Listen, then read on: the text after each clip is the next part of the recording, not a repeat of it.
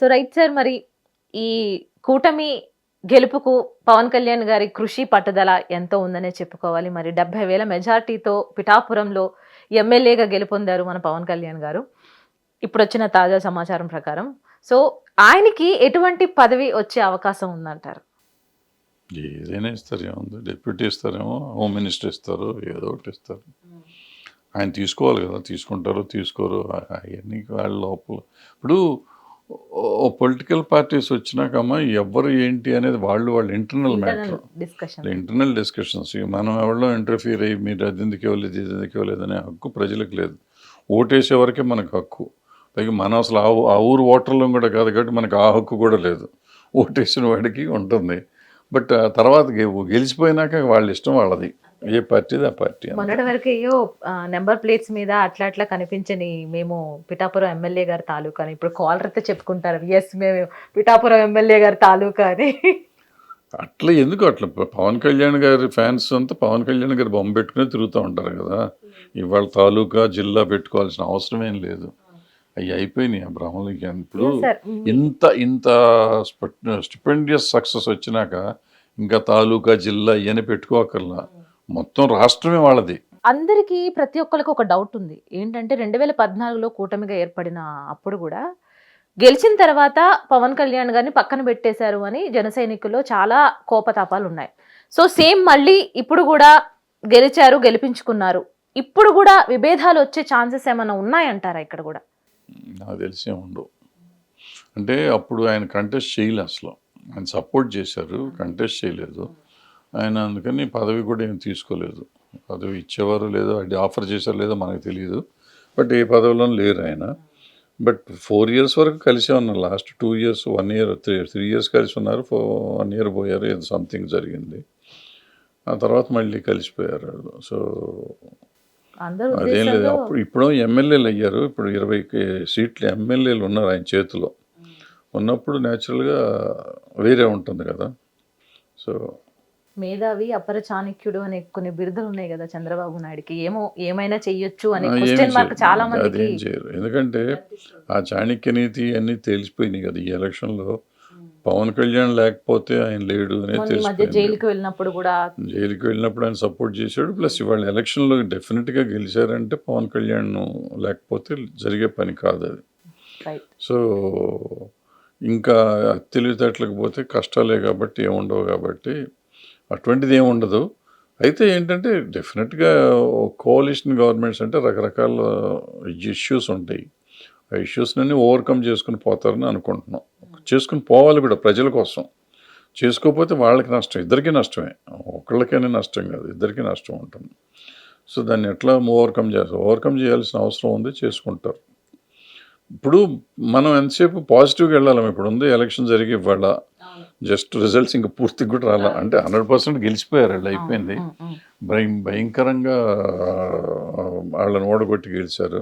So ప్రజలు అంత నీరాజనాలు పట్టినాక వీళ్ళు నిలబెట్టుకోవాల్సిన అవసరం వాళ్ళకు ఉంది. నిలబెట్టుకుంటారని మనం ఆశిద్దాం, అంతే తప్ప వీళ్ళు ఉంటారా ఉండరా, పవన్ కళ్యాణ్ గారికి మోసం చేస్తారా, ఇవన్నీ మనం ఆలోచించడం అనేది అంత తప్పుడు ఆలోచనలు ఇవాళ రాకూడదు, అసలు ఎప్పుడు రాకూడదు. ఇప్పుడే కాదు, ఎప్పుడు రాకూడదు మనకి.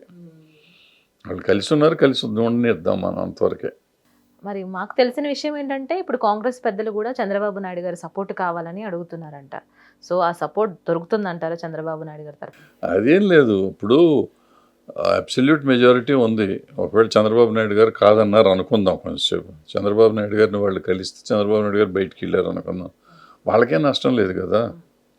290 చిల్లర ఉన్నారు, వాళ్ళు వస్తున్నారు. 290 వీళ్ళ 15 పోయినందువల్ల కొంప మునిగేది ఏం లేదు. ఎందుకంటే వచ్చిన 2వ 3వ ఉన్న జగన్ గారు వాళ్ళకే సపోర్ట్ చేస్తాడు, 2వ 3వ ఉన్న పవన్ కళ్యాణ్ గారు ఆయనకే సపోర్ట్ చేస్తారు. అయిపోయింది, ఇంకెక్కడికి పోతాయి.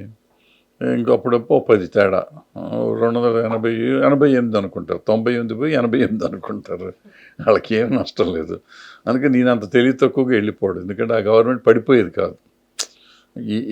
ఈ 10 ఓట్లతో పడిపోయేది కాదు. ఇది ఇప్పుడు అఖిలేష్ యాదవ్ లాగా 40, 35, 40 ఉంటే అప్పుడు కొంచెం ఆలోచించేవారు. ఈ ఉన్నాయి 10, 15, 15తో పెద్ద డిఫరెన్స్ ఏమి రాదు వాళ్ళకి. సో అందుకని వెళ్ళరు. ఈయన కూడా అంత అమాయకుడు కాదు కదా వాళ్ళు వస్తే మాట్లాడటానికి. నాకు తెలిసి వాళ్ళు కూడా రారు, మీకు మరి ఎవరు చెప్పారు నాకు తెలియదు కానీ వాళ్ళు కూడా రారు. బట్ క్యాజువల్గా వచ్చి మాట్లాడటానికి ఏమన్నా వస్తే మాట్లాడవచ్చు, కానీ ఇవన్నీ జరిగే పనులు కాదు, అవన్నీ అనవసరం ఆలోచించడం మనం. మొత్తానికైతే హైదరాబాద్లో ఉండే తెలుగు వాళ్ళు చాలా ఆనందపడుతున్నారు సార్. ఎందుకంటే ఏమో ఆంధ్రప్రదేశ్లో అభివృద్ధి జరిగే ఛాన్సెస్ కనిపిస్తాయి, ఎందుకంటే చంద్రబాబు నాయుడు గారి సంగతి తెలుసు కాబట్టి. సో అట్లా అనుకుంటే అభివృద్ధి జరిగే లెక్క అయితే సగానికి సగం మంది హైదరాబాద్లో ఉండేవాళ్ళు చాలా మంది ఆంధ్ర వాళ్ళే. సో ఖాళీ అయిపోవచ్చా హైదరాబాద్? ఏం ఖాళీ అవ్వదు. అభివృద్ధి అయినా అవ్వకపోయినా ఇక్కడ అక్కడ వాళ్ళు ఇక్కడికి రారు, ఇక్కడ వాళ్ళు అక్కడికి రారు. మొన్న ఎవరు అంటున్నారు అక్కడ ఓడిపోతే, ఒకవేళ చంద్రబాబు నాయుడు గారు కూటమి ఓడిపోతే 50 లక్షల మంది ఇక్కడికి వచ్చేస్తున్నారు. అది జరిగేది కాదు. ఇక్కడి నుంచి ఎవరు వెళ్ళేది కదా. ఇక్కడి నుంచి అక్కడికి వెళ్ళరు, అక్కడి నుంచి ఇక్కడికి రారు. అంటే వచ్చేటప్పుడు వస్తారు. ఇప్పుడు డెవలప్మెంట్ ఇక్కడ కొన్ని ఉద్యోగాలు దొరుకుతున్నాయి, ఇక్కడ కొంత ఉంది, ఉపాధి కల్పన ఉంది కాబట్టి వస్తారు. అక్కడ డెవలప్ చేశారనుకోండి, డెవలప్ చేస్తే అక్కడ ఉపాధి కలిగితే అక్కడికి వెళ్ళిపోతారు ఆటోమేటిక్గా, అంతే తప్ప. ఇప్పుడు మనకి ఇవాళ చూస్తే సౌత్లో, హైదరాబాద్లో కానీ ఆంధ్రాలో కానీ ఈ హోటల్ బిజినెస్ కానీ, హోటల్లో ఉద్యోగాలు కానీ, సెక్యూరిటీ కానీ, టూరిజం కానీ, ఎక్కడ చూసినా నార్త్ ఇండియన్స్ ఉంటున్నారు. కన్స్ట్రక్షన్ కానీ వీళ్ళంతా ఉంటున్నారు. వాళ్ళు పనులు ఉన్నాయి కాబట్టి వాళ్ళు వచ్చారు. అట్లాగే మన వాళ్ళు కూడా అక్కడ హైదరాబాద్లో పనులు ఉన్నాయి కాబట్టి వచ్చారు. మన బెంగళూరు, కర్ణాటక వెళ్ళి ఎంతమంది పని చేయట్లేదు అసలు. ఇవాళ ఇక్కడ చేసే సాఫ్ట్వేర్ వాళ్ళు ఎంతమంది తెలుగు వాళ్ళు ఉన్నారు? 50% బయట వాళ్ళు ఉన్నారు. ఉన్న 50%లో ఆంధ్ర నుంచి వచ్చిన వాళ్ళు 20-30% ఉన్నారు. అట్లాగే అక్కడ ఆంధ్రాలో ఉన్న ఉద్యోగాలు కూడా బయట వాళ్ళు వచ్చి చేస్తున్నారు. అంతా మొత్తం ఆంధ్ర వాళ్ళకే రాలేదు కదా. సో ఎక్కడైనా కానీ సాఫ్ట్వేర్, పర్టికులర్గా సాఫ్ట్వేర్ మొత్తం దేశం అన్ని చోట్ల నుంచి వస్తారు. మనం అమెరికా వెళ్ళి ఉద్యోగాలు చేసుకుంటున్నాం కదా. సో నడుస్తూ ఉంటుంది. అంటే మాలాంటి వాళ్ళకి చిన్న కళ, సొంత ఊర్లో వెళ్ళి జాబ్స్ చేసుకోవాలి, బిజినెస్ చేసుకోవాలి అని ఉంటుంది కదా. అంత ఈజీ కాదు కదా సొంత ఊర్లోకి వెళ్ళి చేసుకోవటం అనేది, అంత ఈజీ కాదు కదా. ప్లస్ ఏమంటే ఇక్కడ మీకు అబ్నార్మల్ శాలరీస్ ఉన్నాయి సాఫ్ట్వేర్లో కొంతమందికి. ఆ ఉన్నవాళ్ళు అయితే వెళ్ళరు. చిన్న ఇప్పుడు 5,000 10,000కి వచ్చి ఉండే ఉద్యోగస్తులకి ఇంకా బెటర్గా దొరికితే మన ఊళ్ళో మనం ఉండి ఇదే రేట్కి చేసుకోవచ్చు అనుకునే వాళ్ళు ఉంటారు. అంటే మన సాఫ్ట్వేర్ అనగానే పెద్ద కళ. సినిమా అంటే ఎంత చాలా గొప్పగా కనపడుతుందో సాఫ్ట్వేర్ కూడా అట్టగా కనపడుతుంది. సాఫ్ట్వేర్లో చూస్తే వాళ్ళు 5,000కి 10,000కి చేసేవాళ్ళు కూడా ఉన్నారు. నాకు ఆశ్చర్యం వేస్తుంది. అంత పెద్ద ఉద్యోగాలు కదా, మోటార్ సైకిల్ మీద ఉంటారు, రోడ్డు మీద ఆ కుట్లో తింటూ ఉంటారు. ఎందుకు తింటారని ఆలోచించి తర్వాత లెక్కలు తీస్తే ఇది సగం మంది, మోర్ దెన్ 50% 10-20 లోపు ఉద్యోగస్తులు అంటారు. వాళ్ళకి అటువంటి వాళ్ళకి ఏమో అక్కడ మంచి ఉద్యోగం దొరికితే 30,000 దొరికింది అనుకోండి, 20,000 దొరికింది అనుకోండి, వాళ్ళ ఊళ్ళో డెఫినెట్గా బెటర్ అవుతుంది కదా, తక్కువ ఉంటుంది కదా. కానీ డెవలప్మెంట్ వచ్చిందనుకుంటే మీకు ఇంటద్దులు పెరుగుతాయి, ఎంతే అవుతుంది మళ్ళీ. ఇక్కడ నేను ఒక ఇల్లు తీసుకుని ఉన్నాను ఫర్ ఎగ్జాంపుల్. ఇక్కడ నాకు 15,000 రూపాయలు, నేను ఆల్రెడీ 10 ఏళ్ళ నుంచి ఉన్నా, 20,000 రూపాయలు ఇల్లు ఉందనుకోండి. నేను ఇక్కడ ఉన్న 20,000 ఇల్లు వదిలిపెట్టి అక్కడికి వెళ్ళానంటే అక్కడ డెవలప్మెంట్ వచ్చిందంటే 5,000 ఇల్లు 20,000 అవుతుంది అక్కడ కూడా. మళ్ళీ అంతే అవుతుంది. నేను వెళ్ళటం కూడా వేస్ట్ కదా. ఇక్కడ ఉన్నది ఉంచుకుంటే బెటర్ కదా నాకు. సో మొత్తానికి అయితే ఎన్డీఏ కూటమి క్లీన్ స్వీప్ తోటి గెలుస్తుంది కాబట్టి ఏపీలో. మళ్ళీ తెలంగాణలో ఎప్పుడో మూసుకుపోయిన పార్టీ అనే చెప్పాలి తెలుగుదేశం పార్టీ. సో మళ్ళీ బ్రతికించే ఛాన్సెస్ ఉన్నాయంటారా? మళ్ళీ పోటీ చేసే ఛాన్సెస్ ఉన్నాయా 2029 నాటికల్లా? ఇప్పుడు నేను వస్తా అంటే దారిలో టీడీపీ జెండాలు పెట్టుకుని కారులో తిరుగుతున్నారు జనం అంతా రోడ్ల మీద. ఓకే. సో ఇక్కడికి వస్తే ఉంటుంది, ఛాన్స్ ఉంటుంది. బట్ అది నిలబెట్టుకోవాలి కదా, ఎందుకంటే బీఆర్ఎస్ ఆల్మోస్ట్ 0కి వెళ్ళిపోయింది. బీఆర్ఎస్లో పర్టికులర్గా సిటీలో ఉన్న మేజర్ ఓట్లన్నీ టీడీపీ ఓట్లే. సో ఆ టీడీపీ ఓట్లు ఈ ఎలక్షన్ వరకు మాత్రం బీజేపీకి కన్వర్ట్ అయినాయి.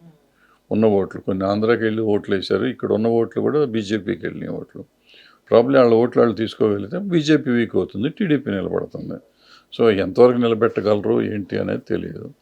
సో బీజేపీని పడగొడతారా మరి ఇక్కడికి వచ్చి అంటే, మరి వాళ్ళు ఒప్పుకుంటారా, అది మళ్ళీ క్లాష్ ఆఫ్ ఇది అవుతుందా వాళ్ళ కూటమికి, ఇవన్నీ చూసుకోవాలి.